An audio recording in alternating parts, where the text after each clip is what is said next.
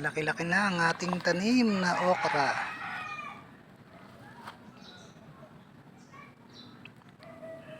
Ayan ang ating okra. Yung pa.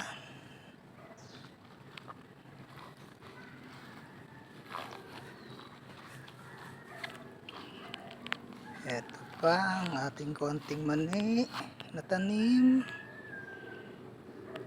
Oh. Ang kain lang naman yan. At ito yung ating panggamit na luya. Ganda na rin.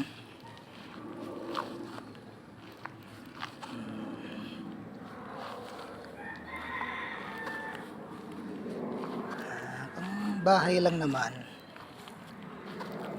Kung may sobra, pambenta. Ating tanim na talong. Kapipitas lang ni ate. Ganda naman ang kanyang dahon. Ganda naman ang kanyang bunga. Medyo inaalagaan na lang natin sa inaalagaan na lang natin sa spray. Kasi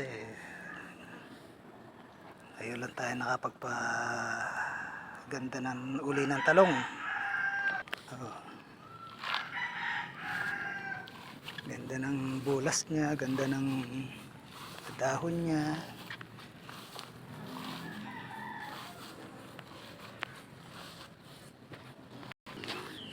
At ito naman yung tanim nating kalabasa. Naglalabas na rin siya ng bunga. Ito yung kalabasang sexy.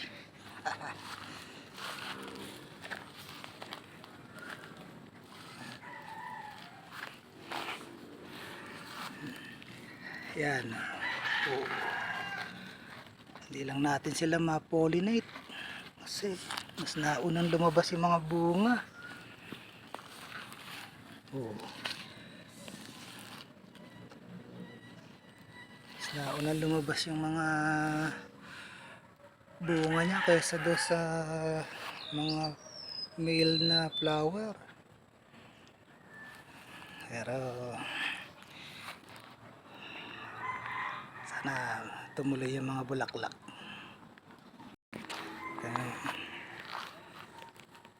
Tanim naman natin pipino. Pangkain pa rin. No.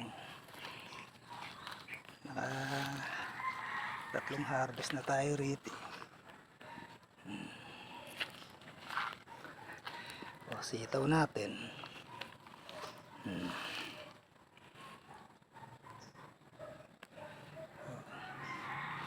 Marami pa rin bunga. Pero madalang ang dahon. Hindi ganun kalago ang dahon niya.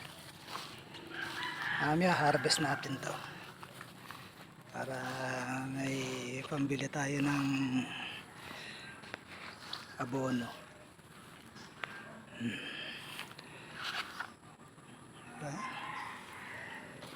Tsaga-tsaga lang. Ito. Dali kasing alagaan to sitaw eh. Basta daling mabentang pagka may bunga na. Yung market lang ang problema natin. Ilang lang yan, isang lata lang. Ang variety niyan Verdana. Diba? Isang lata lang yan. Medyo hindi natin sila tinanim na hindi natin sila tinanim na sobrang lapit. Tinanim natin yung puno nila. Ayan.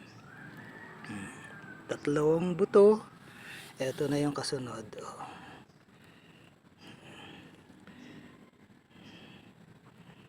So, nasa 50 o ano yan,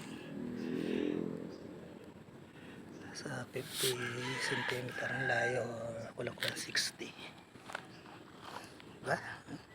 Haba. Oh.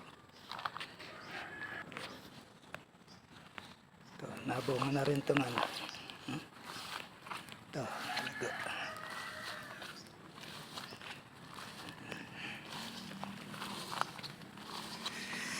Ay, thank you Lord. Dami na rin bunga nito. Haba rin. Pa yung extend ng ano. May mga ano na rin siya. Bunga. Ayan, 4 na puno lang yan. Laguna. Oh. Ito naman natin, ito naman yung kalamansi try natin. Ano na to eh. Bunga na rin to. Nasa ano na yan.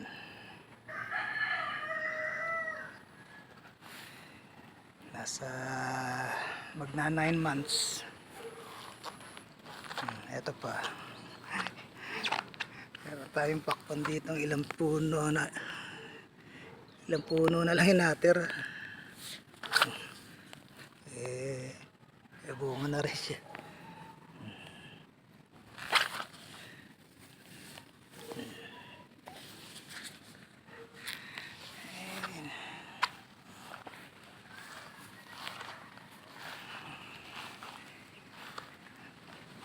Yung ampalaya natin, ano na, lipas na yung ampalaya natin.